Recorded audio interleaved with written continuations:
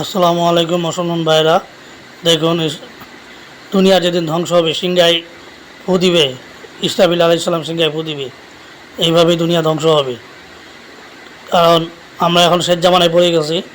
তো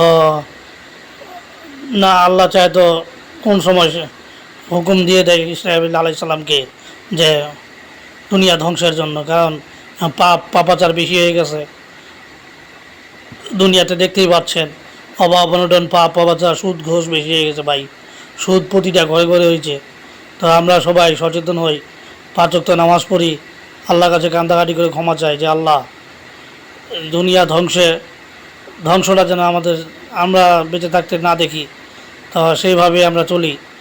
আল্লাহ, তুমি আমাদেরকে মাফ করে দিও। আমরা তো পাপী বান্দা, গুনাহগার, আমাদেরকে আল্লাহ মাফ করে দিও। আসসালামু আলাইকুম।